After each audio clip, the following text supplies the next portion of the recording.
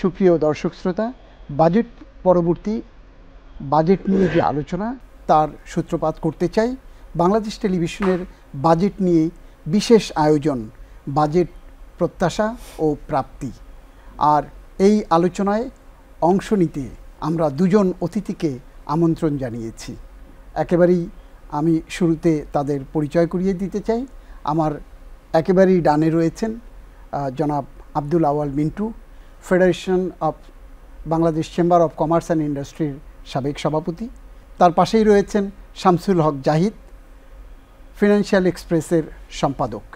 নতুন অর্থ বছরের বাজেট ঘোষণা করেছেন অর্থ উপদেষ্টা ডক্টর সালেউদ্দিন আহমেদ।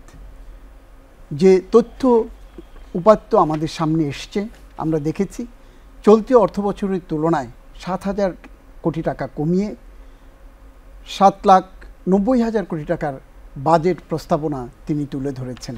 এবং এই বাজেটের কী লক্ষ্য নিয়ে উনি বাজেট দিয়েছেন সেটিও ইতোমধ্যে আমরা সবাই জেনেছি। এই বাজেট নিয়ে চলছে নানামুখী আলোচনা, সমালোচনা। স্বাগত কেউ জানিয়েছে, কেউ তীব্র সমালোচনাও করেছে। আসলে এই বাজেটে কি আছে? ছোট বাজেট, আকারে ছোট, বক্তৃতায় ছোট, প্রত্যাশাও কম, প্রাপ্তির জায়গাটিও আমরা দেখছি সীমিত প্রাপ্তির জায়গা, সেটিও ঘোষণা করা হয়েছে এই বাজেটের মধ্য দিয়ে। কিন্তু শূন্য কর্মসংস্থান, শূন্য বেকারত্বের কথাটিও উঠে এসছে অর্থ উপদেষ্টার বক্তব্যে। এবং তিনি আজ যে বাজেট পরবর্তী সংবাদ সম্মেলন সেখানটাতে বলেছেন বাস্তবমুখী বাজেট উনি দিয়েছেন। এবং একই সুরে কথা বলেছেন পরিকল্পনা উপদেষ্টা প্রফেসর ওয়াহিদুদ্দিন মাহমুদ। আসলে সেটি এই দুই উপদেষ্টার বক্তব্য বা বাজেট কতখানি আমাদের জনবান্ধব সেই বিষয় নিয়ে আলোকপাত করব আমরা আমাদের এই আলোচনাটা শুরু করতে চাই জনাব শামসুল হক জাহিদ, আপনাকে দিয়ে। কিভাবে দেখছেন নতুন অর্থ বছরের বাজেট?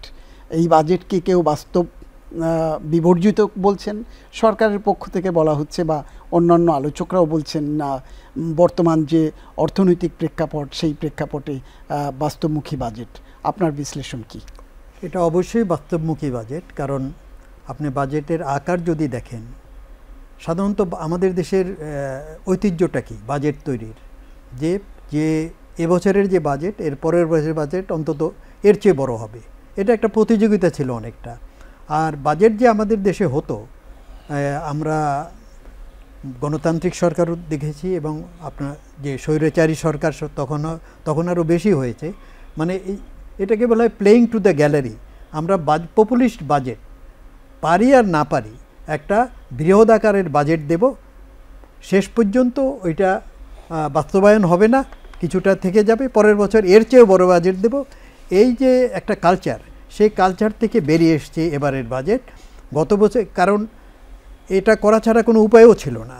আপনি যদি সম্পদ আহরণের অবস্থাটা দেখেন, সেখানে সেই সম্পদ একটা আমি দেব বাজেট, একটা বিরাট ডেফিসিট হবে, আমার হিসাব তো ওখানে মেলাতে হবে, ডেফিসিট ফিনান্সিটা, সেটা সম্ভব ছিল না। এবং সেই দৃষ্টিভঙ্গি থেকেই বাজেটটাকে বাস্তবমুখী করা হয়েছে, একটু কাটছাট করে ছোট করা হয়েছে। আমার মনে হয় ক্রাফটি কোনো বাজেট হওয়া সম্ভব ছিল না বর্তমান প্রেক্ষাপটে। জনাব আব্দুল আওয়াল মিন্টু, আপনি একাধারে ব্যবসায়ী, বিনিয়োগকারী, আবার ব্যবসায়ীদের সংগঠন federation chamber of Commerce and ইন্ডাস্ট্রির নেতৃত্ব অতীতেও দিয়েছেন, এখনও দিচ্ছেন, হয়তো নেপথ্য থেকে নেতৃত্ব দিচ্ছেন। একই সাথে আপনি যে বিনিয়োগ বাংলাদেশের যে ব্যাংকিং খাত থেকে, ব্যাংকিং খাত নির্ভর বিনিয়োগ আমাদের মূলত এখনও পর্যন্ত, সেই ব্যাংকেরও আপনি চেয়ারম্যান। কিভাবে দেখছেন এই নতুন বাজেটকে? আপনার বিশ্লেষণ কি? একটা জিনিস আমি দেখতে পাই, সেটা হলো আমাদের সংকুচিত মুদ্রানীতিকে ফলো করেই হয়তো বাজেট বা রাজস্ব নীতিকে একটু সংকুচিত করার চেষ্টা করছেন। তবে এখানেও আমার একটু অসামঞ্জস্য পাই, কারণ উনি বাজেটের আকার ছোট করছেন, ব্যয়টা। কিন্তু যখন আপনার আয় দেখছেন, আয় কিন্তু গত বছর দেখানো হয়েছিল 5,41,000 কোটি, কিন্তু এবারে দেখানো হচ্ছে 5,64,000 কোটি। তো এখন প্রশ্নটা হলো যে একটা দেশে যখন আপনার যখন কন্ট্রাকশনাল মনিটারি পলিসি ফলো করেন, তারপরে যদি মানুষের মূল্যস্ফীতি বেশি, মজুরির হার সেই তুলনায় কম। আমি ধন্যবাদ জানাই যে মুদ্রানীতির সাথে সামঞ্জস্য রেখে উনি রাজস্ব নীতিকেও একটা সংকুচিত করছেন, কিন্তু নীতির ভিতরে আবার দ্বৈত নীতি দেখতে পাচ্ছি যে আপনি খরচ কমাবেন 7,000 কোটি টাকা বলতেছেন, কিন্তু রাজস্ব আয় দেখাচ্ছেন গতবার থেকে 20,000 কোটি টাকা বেশি। এটা কোনোভাবেই সাধারণ কোনো অর্থনীতিবিদের মানে জানি না কোন অর্থনীতি মিলাইতে পারবেন, কিন্তু আমরা যারা দৈনন্দিন অর্থনৈতিক চর্চাকারী আমাদের পক্ষে মিলানো বা বোঝা একটু কষ্টসাধ্য। আমার কাছে মনে হচ্ছে উনি মাথায় রাখছেন যে আমাদের যে সম্পদটা এখন সীমিত হয়ে আসছে, বাজেট থেকে যেটা আমরা প্রত্যাশা করি যেটা একটা ব্যবসা বান্ধব বাজেট হবে, যে বাজেটের মাধ্যমে মানুষ উৎসাহিত হবে বিনিয়োগ বৃদ্ধি করার জন্য, ব্যবসা বাণিজ্যের প্রসার ঘটানোর জন্য, কর্মসংস্থান বৃদ্ধি, এগুলির কিছু ধরতে গেলে আমি খোঁজখড়ি পাই নাই। But at the same time ওনাদেরকে দোষ দিয়ে তো লাভ নাই। বাজেটেরও একটা দর্শন থাকে, একটা চরিত্র থাকে, একটা বৈশিষ্ট্য থাকে। সেই দর্শন, সেই চরিত্র, সেই বৈশিষ্ট্য আমরা কোত্থেকে খুঁজে পাই? আমরা খুঁজে পাই একটা দেশে যখন একটা দেশে যখন নির্বাচন হয়, নির্বাচনের আগে যখন প্রতিদ্বন্দ্বিতা করা রাজনৈতিক দলগুলো যখন একটা ম্যানিফেস্টো দেয়, সেখানে কিন্তু তারা জাতির সামনে আগামী 4 বছর 5 বছরের জন্য একটা স্বপ্ন দেখায় আমাদের, যে আমরা যদি মানুষ যদি আমাদেরকে ভোট দেয়, নির্বাচিত করে যদি আমরা সরকার প্রতিষ্ঠা করতে পারি, তাহলে আমরা এই কাজগুলো করব, অর্থনৈতিক দিক থেকে এই কাজগুলো আমরা সামাজিক দৃষ্টিকোণ থেকে করব যাতে করে সামাজিক উন্নয়ন হয়, এই কাজগুলো আমরা রাজনৈতিক সংস্কারের মাধ্যমে করব যাতে করে রাজনীতিকভাবে আমাদের অধিকারগুলো প্রতিষ্ঠিত হয়। কিন্তু এখানে তো ওনাদের সেই দায়িত্ব নাই, কর্তব্য নাই, সেই ওয়াদাও নাই। অতএব যেই দর্শন, চরিত্র এবং যে বৈশিষ্ট্য আমি পেতে চাই একটা বাজেটে, সেটা তো ওনাদের কাছে প্রত্যাশা করে আমার কোনো লাভ নাই। সেজন্য আমার প্রত্যাশাও নাই। ভালো হোক খারাপ হোক একটা আয় ব্যয়ের হিসাব এটা দিবে। আর জাহিদ সাহেব যেটা বলছেন, দেখেন বাজেট হইল অনেকটা, যেমন আমার ঘরে যদি আজকে একটা বাচ্চা হয়, এটাকে যদি আপনি প্রতি মাসে একটা ফটো নেন এবং মাপেন, এটা প্রতি বছরে বড় হবে, এটা হাত বড় হবে, এটার পা লম্বা হবে, এটার মানে নিজে বড় হবে। এই জন্য বাজেটও তাই, কারণ দেশের জনসংখ্যা বাড়ে, দেশের অর্থনৈতিক প্রবৃদ্ধি যখন হয় মোট অর্থনীতি বাড়ে বা বৃদ্ধি পায়। অতএব বাজেটও প্রতি বছরই বাড়ার কথা, কিন্তু বাজেট যখন কমে তখন এটাও কিন্তু একটা চিন্তার বিষয়। এখন একদিক দিয়ে আপনি বলতেছেন আপনি মানে 5.5% প্রবৃদ্ধি বাড়াবেন, আবার আপনি খরচ কমাচ্ছেন, এগুলি এখনও আমি মিলাইতে পারি না। এগুলি মিলানোর জন্য হয়তো আর একটু লেখাপড়া করতে হবে। এত সহকারে এত সহজে যারা মিলাইতে পারে তারা জানি না কি লেখাপড়া করতেছে, বাট আমার জন্য একটু কষ্ট হচ্ছে, বিকজ আমি এনাফ লেখাপড়া করিও এখনও পুরোপুরি মিলাইতে পারি না ভাই। ধন্যবাদ। আপনি যেটি বলছিলেন যে ব্যয়ের জায়গাটা কম, আয়ের জায়গাটা বেশি দেখিয়েছে, আমরা এর মধ্যে দেখলাম যে বাজেটে ঘাটতি বাজেট সেটিও ছোট করা হয়েছে। আগে 4.1 ছিল, এবার করেছে 3.5 বা 3.6 করেছে। তো যখন আপনার আয় ব্যয় ছোট, আয় যদি বড় না হয়, তাহলে এই ঘাটতিটা কোত্থেকে মেটাবে? আপনি হলে কি করতেন? আপনার কাছে কি? আমি হইলে এত ঘাটতিতে যাইতাম না। এজন্য যে বাংলাদেশের অলরেডি বৈদেশিক ঋণ 24শে ডিসেম্বরে সরকার বলতেছে $104 বিলিয়ন। এই মুহূর্তে যদি, এবং লোকাল যে ঋণ 18,000,000 কোটি বা সামনে লাগবে, এই দুইটা যখন একত্রে আপনি করবেন তখন প্রায় 37,000 কোটি টাকা হয়। তার উপরে যে ইন্টারেস্টটা দিতে হচ্ছে, এই বাজেটে বলতেছে 15 থেকে 16 বা 18% সুদ দিতে হবে। কিন্তু এখানেও একটা শুভঙ্করের ফাঁকি আছে, যেই বিদেশি লোনটা আপনি এখন রিপেমেন্ট করবেন সেটা আপনি কোন এক্সচেঞ্জ রেটে ধরছেন। যদি 122-এ ধরেন এখনকার, তো ঠিক আছে, এই নাম্বার ঠিক আছে, কিন্তু যখন আপনি দিতে যাবেন যদি টাকার মূল্যমান কমে যায় বা ডিভ্যালু হয়, তাহলে তো আপনাকে আরও বেশি টাকা দিতে হবে। তো এই যে হিসাবগুলো আছে, এগুলি একটু যদি আমরা ভালোভাবে বিচার বিশ্লেষণ করি, তাহলে আমার কাছে মনে হচ্ছে যে আলটিমেটলি এই বাজেট পুরোপুরি ইমপ্লিমেন্ট করা যাবে না। যদিও বাজেটের সাইজ ছোট করছে, তাতেও আমি মনে করি ইমপ্লিমেন্ট করা যাবে না। এর আরেকটা কারণ যেটা আমি বলতে চাই, বাজেটে যাই হোক, বাস্তবায়ন হলো সবচেয়ে বড় জিনিস। যদি যথাযথভাবে আপনি বাস্তবায়ন না করেন, তাহলে আপনি একটা হিসাব দিলেন, ঠিক আছে, এটা প্রত্যেক দেশের একটা আইন, প্রত্যেক দেশের একটা রীতি, যে আপনি বছরে একটা আয় ব্যয়ের হিসাব জনগণকে দিবেন। কিন্তু এই বাজেট বাস্তবায়নের জন্য আপনাকে একটা সরকারের একটা স্ট্রাকচার লাগে। সেই একটা স্ট্রাকচারবিহীন সরকার কখনো কোনো দেশে কোনোভাবেই কোনো রাজনৈতিক, এটা আপনার সংস্কার বলেন, সেটা আপনার বাজেট বলেন, সেটা আপনি যে কোনো একটা উদ্দেশ্যকে যদি বাস্তবায়ন করতে যান, এটা খুব কষ্টসাধ্য ব্যাপার। পারবে না সেটা বলবো না, তবে খুবই কষ্টসাধ্য ব্যাপার। জনাব শামসুল হক জাহিদ, যেটি আব্দুল আল মিন্টু বলছিলেন যে এটি সামঞ্জস্য নাই আয় এবং ব্যয়, আপনার মূল্যায়নটা কি, আসলে কি তাই?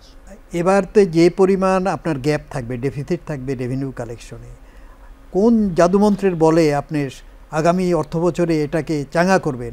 বিশেষ করে এখন আপনি অবস্থাটা দেখেন, আপনার তো ইম্পোর্ট বাড়ছে, কিন্তু এখনও তুলনামূলকভাবে আগের চেয়ে কম, এবং আপনি অনেক জায়গায় আবার ডিউটিও কমাচ্ছেন।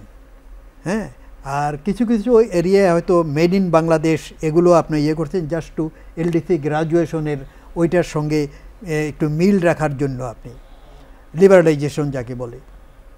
কিন্তু এটা যদি না হয়, আপনার এখন আপনি হয়তো 3.5% ডেফিসিট ফিনান্সিং হিসাব করলেন, এটা নাও থাকতে পারে, এর আকার হয়তো আরও বড় হইতে পারে, এবং তখন সে যোগান দেওয়া এই আপনার দেশীয় থেকে, দেশীয় উৎস থেকে, আপনার বিদেশের উৎস থেকে আসার খুব একটা উজ্জ্বল সম্ভাবনা কম। কেন? এখন একজন বিশ্বখ্যাত অর্থনীতিবিদ, সারা বিশ্বের সাথে তার সুসম্পর্ক রয়েছে, তারপর আমরা এখনো কেন বহির্বিশ্ব থেকে? আচ্ছা, সেটা যদি দেখেন, আপনার এই যে IMF এর সঙ্গে যে আমাদের নেগোসিয়েশনটা হলো, সেটার অবস্থা কি?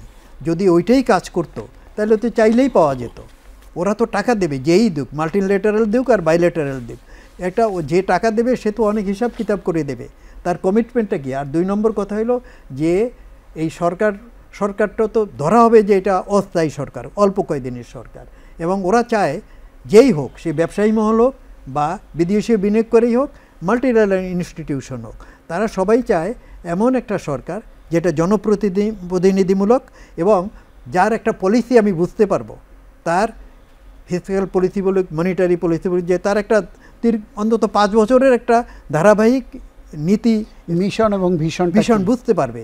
এই জন্য ফলে ওই আপনার এই যে বিদেশি উৎস থেকে টাকা আসার ব্যাপারটা এইখানে কিছুটা একটু স্লোতে হয়ে যেতে পারে। আর দেশীয় যদি বলেন, আপনি যদি দেশীয় আপনি হাই পাওয়ার্ড মানি অথবা ব্যাংক বরোয়িং যা করেন, এটা তো আপনি ইউ উইল সাপ্লিমেন্ট ইনফ্লেশন, তাই না? বিশেষ করে হাই পাওয়ার্ড মানি।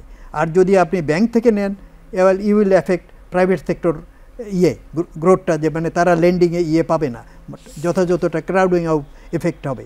তো অতএব সব মিলে এদিক দিয়ে আপনার যে এটা একটা খুব সুখকর সময় তা না। আর 2 নম্বর কথা, আমি যদি একটা জিনিস দেখলাম যে আপনার এক্সপেন্ডিচার যেটা হয়েছে, সেই এক্সপেন্ডিচারের মধ্যে যেটা রেকারিং এক্সপেন্ডিচার, ওই সাধারণ প্রশাসন টিএ মিলে, সেখানে কিন্তু কোনো কমতি নাই। আপনার ঘাটতি কিন্তু ডেভেলপমেন্ট এক্সপেন্ডিচারে, সেখানে কমানো হয়েছে। হ্যাঁ, সেখানে কমানো হয়েছে। এর অর্থ কি, আপনার এই ডেভেলপমেন্ট এক্সপেন্ডিচার যদি আপনি কমান, একটা কথা ঠিক আছে, আমাদের যে সরকারি সংস্থাগুলো আছে ওদের ইমপ্লিমেন্টেশন ক্যাপাসিটি কম, যার ফলে আমাদের বাজেটের বিরাট অংশ বাস্তবায়িত হয় না, সেটা আছে। কিন্তু এর বাইরে এর একটা ইফেক্ট তো আছে অন দ্য ইকোনমি, যে আপনার এমপ্লয়মেন্ট জেনারেশন। দেখেন, আপনি প্রাইভেট সেক্টরের কোনো ইনভেস্টমেন্ট নাই, ফরেন ইনভেস্টমেন্ট স্লো। এখন সরকারের ইনভেস্টমেন্টও যদি স্লো হয়, আপনার যে গোল, আপনি জিরো আনএমপ্লয়মেন্ট বলেন, কিভাবে হবে? অতএব এখানে মানে সব কিছু একটা ঝামেলার মধ্যে আছে, এটা স্বাভাবিকভাবে। জনাব আব্দুল আল মিন্টু, আসলে কর্মসংস্থানের বিষয়টি এসছে এবং বিনিয়োগের ব্যাপারটি এসছে, তো যেটি শামসুল হক জাহিদ বলছিলেন যে আসলে বিনিয়োগ নাই, বেসরকারি বিনিয়োগ নাই, বিদেশি বিনিয়োগ নাই, দেশি বিদেশি কোনো বিনিয়োগ নাই। তার মধ্যে আমরা বাজেটে দেখলাম যে অর্থ উপদেষ্টা বলেছেন যে শূন্য বেকারত্ব, শূন্য দারিদ্র্য, এটি আসলে কিভাবে সম্ভব, কোন প্রক্রিয়ায় সম্ভব, বা বিনিয়োগ বারবার বা দেশি বিদেশি বিনিয়োগ বারবার কোনো লক্ষ্য বা উদ্দেশ্য বা কোনো সুখবর আপনি পাচ্ছেন কিনা এই বাজেটে? এই বাজেটে যে ডেফিসিট যেটা দেখানো হয়েছে 2,26,000 কোটি টাকা, সেটা দেখাচ্ছে যে এগুলি আসবে লোকাল লোন থেকে আসবে 1,21,000 কোটি, আর ফরেন লোন থেকে আসবে 1,35,000 কোটি।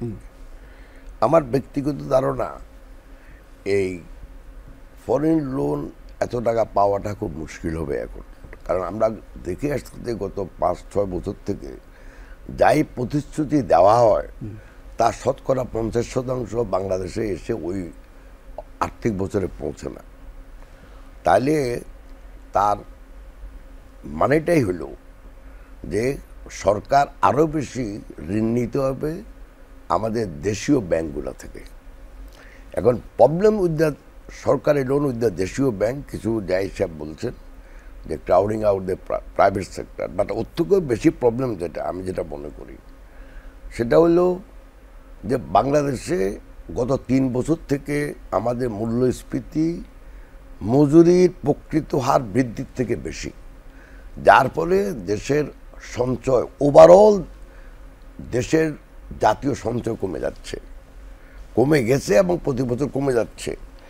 গত আমি যদি দেখি ব্যাংক ডিপোজিট যেখানে অ্যাভারেজ গত 10-12 বছর যদি আমি দেখি 11 থেকে 15% বাড়ছে, সেই ব্যাংক ডিপোজিট গত বছর বাড়ছে মাত্র 7 থেকে 7.5%। এর কারণটা হলো মানুষ তো সঞ্চয় করতে পারতেছে না, বিকজ তার জন্য মূল্যস্ফীতির ফলে তার খরচ বেড়ে গেছে, সঞ্চয় ভেঙে খাচ্ছে মানুষ ক্ষেত্রে। 2 নম্বর হলো প্রাইভেট সেক্টর লোন, মানে বেসরকারি খাতকে যে লোন দেয় সেটা একসময় প্রবৃদ্ধি ছিল আমাদের 6-7-8%, সেটা এখন যায় দাঁড়াইছে মাত্র 2.63% গত আর্থিক বছরে। তো তার মানে প্রাইভেট সেক্টর যখন লোন নিচ্ছে না, তার মানে বুঝতে হবে হয় যে কারখানাগুলিতে অলরেডি বিনিয়োগ করতে সেগুলো অনেকগুলো এখন চালু নাই, অথবা নতুন কোনো বিনিয়োগ হচ্ছে না। একটু প্রশ্ন করি, লোন আপনি বলছিলেন লোন নিচ্ছে না, লোন নিচ্ছে না না লোন পাচ্ছে না? না, দুটাই। একটা হলো পাচ্ছে না বিদায় তো নিচ্ছে না, যে আপনার যদি ব্যাংকের টাকাই না থাকে, বেশিরভাগ ব্যাংকে, কিছু কিছু ব্যাংক ভালো আছে বাট অনেক ব্যাংকে টাকাই নেই দেওয়ার মতো, তো যেগুলি এই জন্য অনেকে কাঁচামাল আমদানি করতে পারতেছে না। আপনার নর্মালি আবার 25% মূলধনী যন্ত্রপাতি বা 26% গত আর্থিক বছরে কমে গেছে। এর মানেটা কি? এর মানে হলো আপনি যদি একটা ফিল্ডে যদি আজকে কলা গাছ লাগান, যে খরচটা আপনি করেন সেটা তো আমরা বিনিয়োগ বলি, কিন্তু 6 মাস পরে 9 মাস পরে 1 বছর পরে আপনি কলা গাছ থেকে কলা পাবেন, সেটা নিজেও খেতে পারবেন, সেটা বিক্রিও করতে পারবেন। তো এখন যদি কলা গাছই আপনি না লাগান তাহলে আপনি কোত্থেকে কলা খাবেন, কোত্থেকে কলা বিক্রি করে পয়সা পাবেন? তো যখনই মূলধনী যন্ত্রপাতি কমে যায়, গত আর্থিক বছরে 27% কমে গেছে, তার মানে হলো ভবিষ্যতে যে আপনি উৎপাদন বৃদ্ধি করে যে অর্থনৈতিক প্রবৃদ্ধি হবে সেটার তো সম্ভাবনা কমে যাচ্ছে। তো সেজন্যই মূল কথা হলো সেটা হলো যে যখন ব্যাংকে সঞ্চয় কমে যাচ্ছে, যখন সরকার লোন আরও বেশি নেবে, তখন তো প্রাইভেট সেক্টর আরও লোন পাবে না। তো এই দেশের সব ব্যাংকগুলো কিন্তু সরকারকে লোন দিতে বেশি রেডি দেন ওই প্রাইভেট সেক্টরকে লোন দিতে, অথচ বাংলাদেশে পুঁজিবাজারের অনুপস্থিতি সব লং টার্ম লোন কিন্তু সব বিনিয়োগ কিন্তু এই মানে ব্যাংকিং খাত থেকে যায়, যেটা অত্যন্ত ডেঞ্জারাস ব্যাংকিং খাতের জন্য। বিকজ ব্যাংকিং খাতে আমানত রাখা হয় সর্বকালীন, অর্থনীতির একটা সাইকেলে থাকে, আপনি মানে এটাকে বলে পিক অ্যান্ড দেন ডাউন। আমি রিসেশন বলতেছি না, ভালো এবং খারাপ। যখনই খারাপ সময় আছে অর্থনীতিতে, তখনই হয়তো কোম্পানির সেলস কমে যায়, কোম্পানির টাকা ফেরত দিতে পারে না, ব্যাংক বিপদে পড়ে যায়। সো বাংলাদেশে এই যে বাণিজ্যিক ব্যাংকগুলোর যে একটা অবদান বাংলাদেশে বিনিয়োগের, এটা অনেকে স্বীকার করে না, এটাও একটা কষ্টসাধ্য ব্যাপার। যাই হোক, মোট কথা হলো যে এই মুহূর্তে আমরা চাই এই সরকার সাকসেসফুল হোক। ধন্যবাদ। আমি আবার আসবো আপনার কাছে, জনাব শামসুল হক জাহিদ। আমরা দেখলাম যে এই সরকারের বাজেট উপস্থাপনের আগে থেকে একটি বিষয়ে খুব জোরে সোরে বলছিলেন অর্থ উপদেষ্টা থেকে শুরু করে সরকারের বিভিন্ন পর্যায় থেকে, যে এই নতুন বাজেটের মূল লক্ষ্য হচ্ছে মূল্যস্ফীতি নিয়ন্ত্রণ। আসলে যে বাজেট উপস্থাপন করা হলো সেখানে মূল্যস্ফীতি নিয়ন্ত্রণের কি কি কাঠামোগত সুপারিশ আপনি দেখেছেন বলে মনে হয়? অ্যাকচুয়ালি আপনি ইনফ্লেশন কন্ট্রোল করার জন্য একটা হলো মনিটারি পলিসি, আরেকটা হলো ফিসক্যাল পলিসি। এই দুইটা যদি পরিপূরক হয় তাহলে ব্যাপারটা ইনফ্লেশন ম্যানেজ করাটা সুবিধা হয়। এই সরকারের আসার আগ থেকে একটু কন্ট্রাকশনারি হচ্ছিল এবং এটা কন্টিনিউ করতেছে, বরং আরও একটু বেড়েছে। হাই পাওয়ার্ড মানি এখন ওইভাবে ছাপা দিচ্ছে না, যার ফলে বাংলাদেশ ব্যাংকের যে অ্যাকশনটা সেটা একদম পারফেক্ট।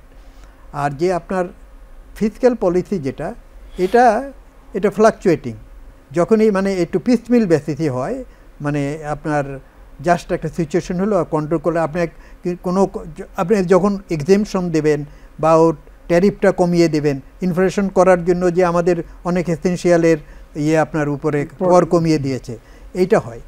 কিন্তু ওভারঅল কিন্তু আমার মনে হয় এই দুটো বাইরে বাংলাদেশে আরেকটা জিনিস আছে, সাপ্লাই সাইড। আপনি যদি সব কিছুই ঠিক পারফেক্ট, কিন্তু তারপরেও দেখবে যে ইনফ্লেশন কন্ট্রোল হচ্ছে না।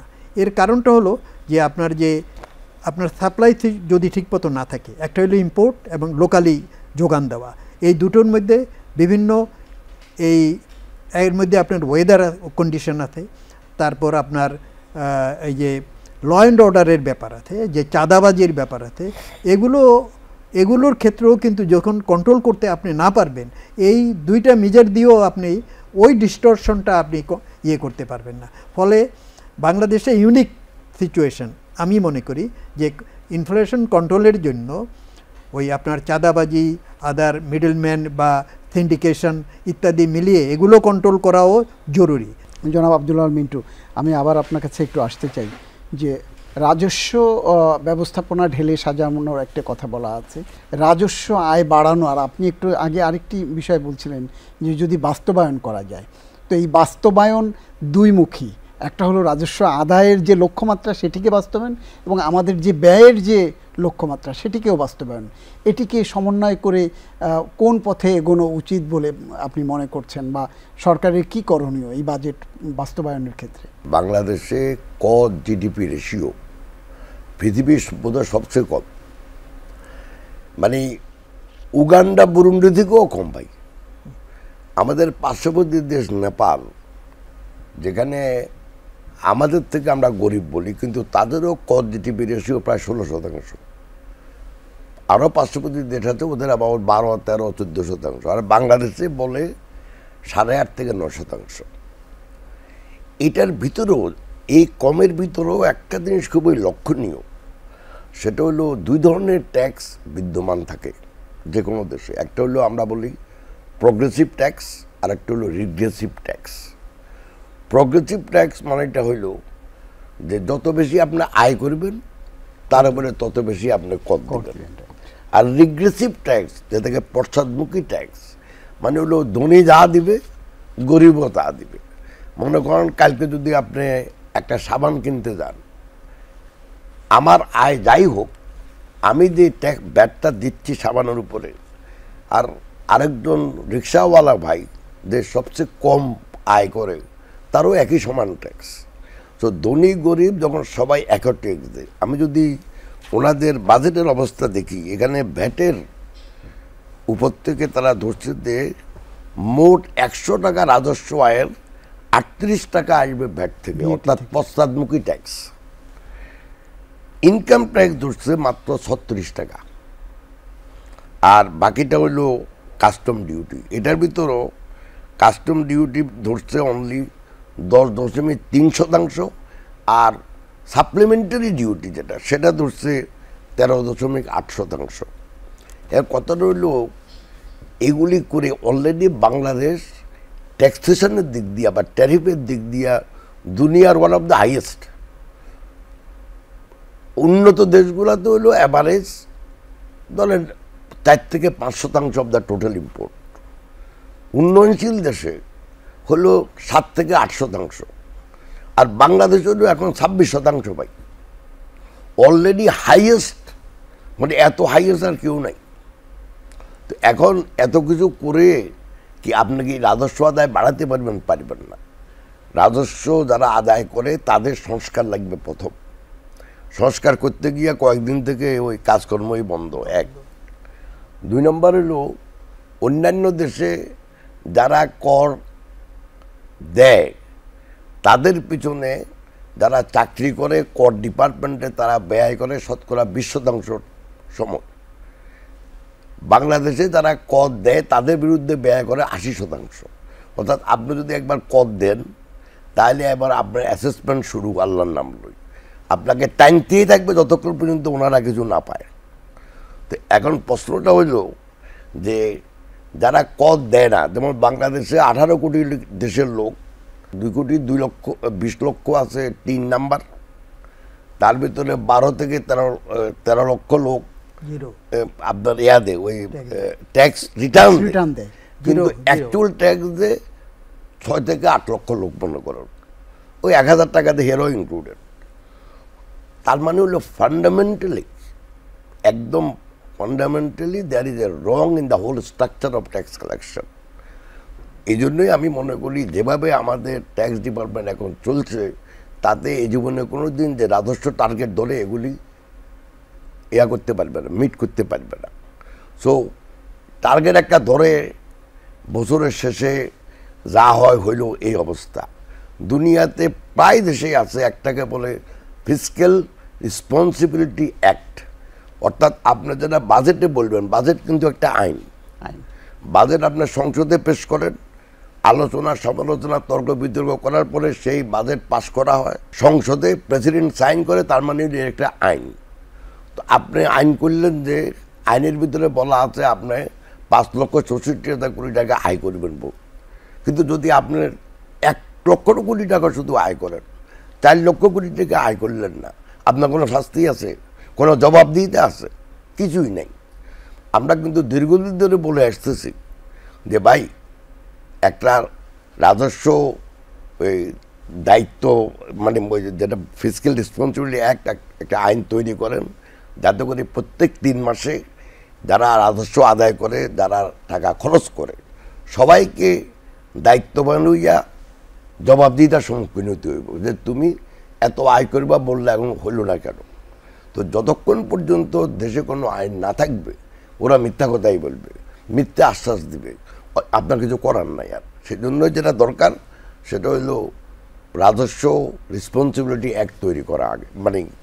তো এই সংস্কারের দিকে তো কারো মন নাই, খালি সংস্কার করতেছি। কী সংস্কার করছি ভাই এই মাসে, কয়েক মাসে? সেজন্যই দরকার প্রথম যদি আপনাকে এটা ঠিক করতে হয়, এই নাম্বারগুলো যদি সেন্সিবল করতে হয়, তাহলে আপনাকে ওই রাজস্ব বা ফিসক্যাল রাজস্ব রেসপন্সিবিলিটি অ্যাক্ট আপনাকে পাস করতে হইব। সেই সংস্কার করতে তো কোনো মানা নাই, কেউ মানা করে নাই, কিন্তু এগুলির দিকে মন নাই।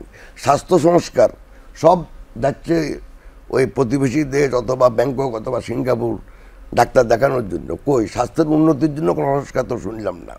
শিক্ষা সংস্কার, সবাই বলতেছে দেশে বেকারত্বের, শিক্ষিত মানি হইলেও বেকার। সবাই বলতেছে যে প্রযুক্তি নির্ভর সমাজের জন্য বাংলাদেশের শিক্ষা ব্যবস্থা ইজ নট উপযোগী। কই এটাও তো সংস্কার করা না, শুধু আছে কি সংস্কার করতেছে। আমি আবার একটু শামসুল হক জাহিদ আপনার কাছে আসতে চাই। আসলে যে কথাটি বলা হয়েছে সংস্কারের কথা, আমরা যতদূর জানি যে 11টি সংস্কার কমিশন গঠন হয়েছে, আপনিও একটি সংস্কার কমিটির সদস্য ছিলেন। আসলে এই যে বাস্তবমুখী সংস্কার, বাস্তবতার নিরিখে যে সংস্কার প্রস্তাবগুলো আপনারা করেছেন, সেটি এই বাজেট বাস্তবায়ন এবং সুশাসন এই ক্ষেত্রে কতটা যুক্তিযুক্ত, বা এই বাস্তবমুখী সংস্কার প্রস্তাবনা এসছে কিনা, বা এবং যে প্রস্তাবগুলো আপনারা করেছেন সেগুলো বাস্তবায়নের ক্ষেত্রে কোনো বাধা আছে কিনা, আপনারা কি মনে করেন? আচ্ছা, আপনার এই প্রশ্ন উত্তর দেওয়ার আগে আমি একটু মিন্টু ভাইকে অ্যাড করতে চাই। সেটা হলো ওই ট্যাক্সের ব্যাপারে, যে আমাদের এবছরের যে ইন্ডিভিজুয়াল ট্যাক্স স্ট্রাকচার এটা কিন্তু গতবারই বাজেটে পাস করা যা ছিল সেটাই। আর আমরা এবছরে আগামী 2 বছরের একটা স্ট্রাকচার দেওয়া হয়েছে, 27 এবং 28। হ্যাঁ 27-28, এইটা একটু প্রোগ্রেসিভ ইন নেচার, যে একটু বেশি পরিমাণ ডাইরেক্ট ট্যাক্স আদায় করার ব্যাপারে। কিন্তু সেখানে করতে গিয়ে একটা জিনিস দেখা গেছে যে ঠিক আছে ধনীদের উপরেও তো ট্যাক্স হবে, কিন্তু মিডল ক্লাসের উপরে কিন্তু বেশ আমি হিসাব করে দেখেছি যে যারা একটু আপার লিমিটে আছে তারা প্রচুর ট্যাক্স দিতে হবে তাদের, এটা তাদের জন্য একটা বিরাট বার্ডেন হবে। আর একটা জিনিস যেটা করের ব্যাপারে যে আপনার টার্ন ওভার ট্যাক্স, যে আপনি লোকসান দেন আর লাভ করেন আপনাকে টার্ন ওভার ট্যাক্স এই পরিমাণ দিতে হবে। এটা এটা আমাকে মনে হয় সামাজিকভাবে এবং ন্যায় বিচারের স্বার্থে এটা ঠিক নয়।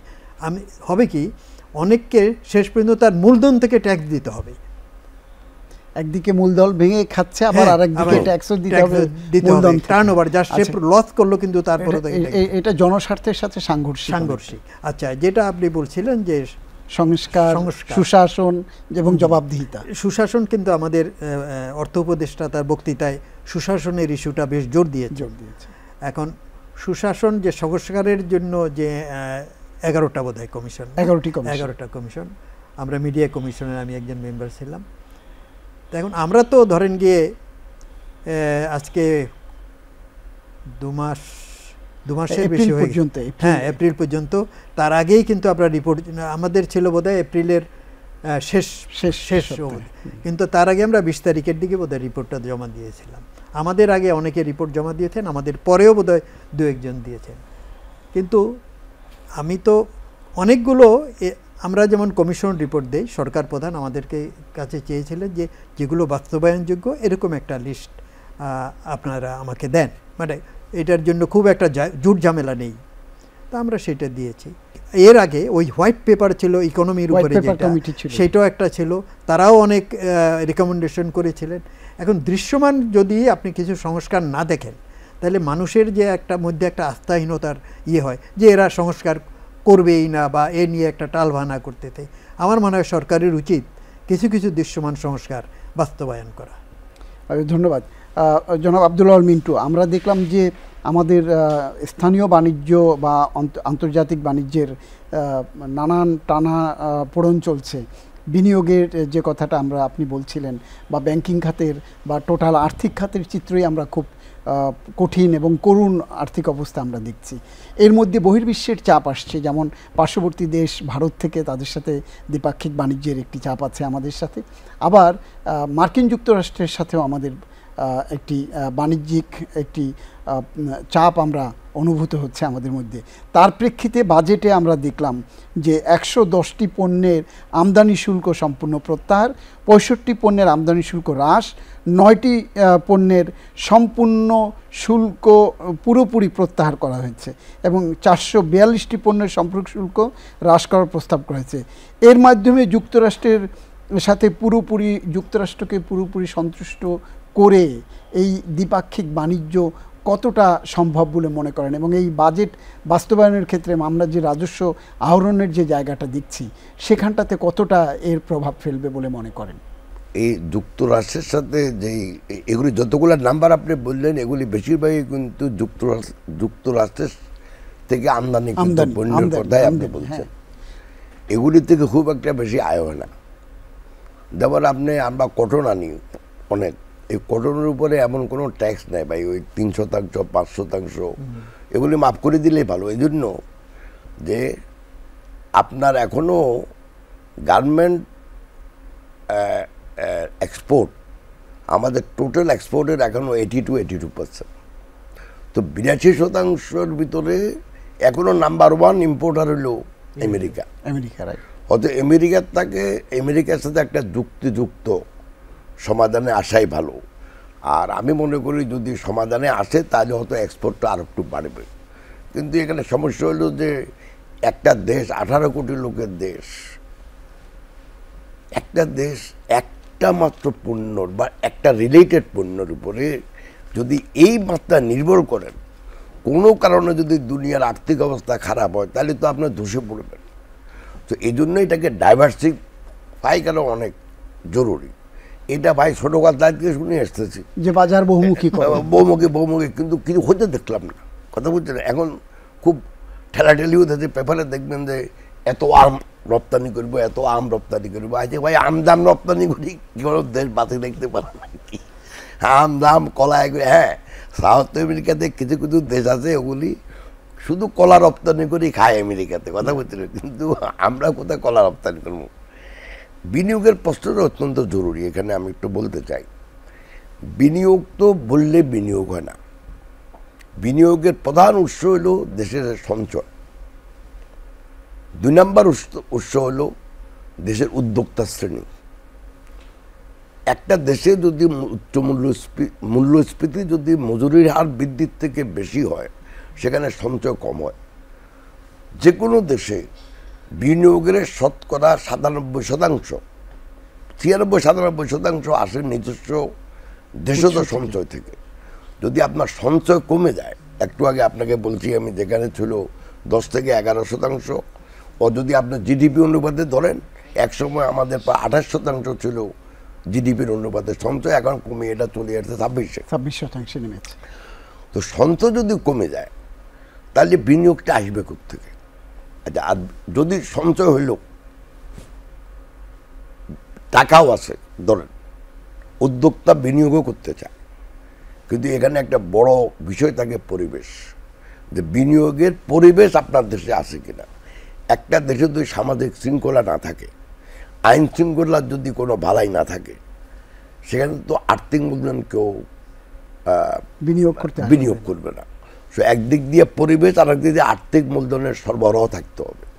এখন আর্থিক মূলধনের সংকট ব্যাংকিং খাতে, অন্যদিকে পরিবেশ তো আরও খারাপ। তো সেখানে বিনিয়োগ হওয়ার কোনো সম্ভাবনাই নেই। বিনিয়োগ যদি না হয়, তো আপনি বলেন কর্মসংস্থানের অন্য কী পদ্ধতি আছে, আমি তো জানি না। সরকারি বিনিয়োগ যেখানে 8% ছিল আগে, বড় বড় প্রজেক্ট নিয়ে চুরি এবং দুর্নীতি করার জন্য, সেটা কমে সরকারি বিনিয়োগ চলে আসছে এখন 5.5%। তো বাকি সবই তো 94.5% তো বেসরকারি বিনিয়োগ। এখন প্রবলেম যারা দাঁড়াচ্ছে, বেসরকারি বিনিয়োগকারী তো উৎসাহ বোধ করতেছে না এই সমস্যাগুলোর জন্য। একটা হলো আর্থিক মূলধনের অভাব, আর একটা হলো সামাজিক শৃঙ্খলা বা সামাজিক মূলধনের অভাব। সামাজিক মূলধন, একটা সমাজে আর্থিক মূলধন বিনিয়োগের পূর্বশর্ত। এখানে আপনি এখন সামাজিক মূলধন মানে হলো মানুষের সহযোগিতা, প্রতিষ্ঠানগুলোর সক্ষমতা, একে অপরের সাথে ভালো সম্পর্ক, তারপর আইন শৃঙ্খলা। ওই চুক্তিভঙ্গ করলে আপনি কোর্টে গেলে একটা রায় পাইবেন। এখানে যদি আপনি আমার সাথে চুক্তিভঙ্গ করেন, কোর্টে যান, 20 বছর গুললেও কিছু হবে না। তো ওই দেশে কে বিনিয়োগ করবে এখন ভাই? এই সবগুলোই তো দেখে বিদেশি বিনিয়োগকারীরাও। সেই জন্য আমি বলতেছি, দেখেন এখন বিনিয়োগ যদি না, কর্মসংস্থান হবে না। কর্মসংস্থান না হওয়া মানেটা হলো বেকারত্ব বেড়ে যাওয়া। বেকারত্ব বেড়ে যাওয়া মানে আবার সামাজিক শৃঙ্খলা খারাপ হওয়া। তো এগুলি একটা দুষ্ট চক্র।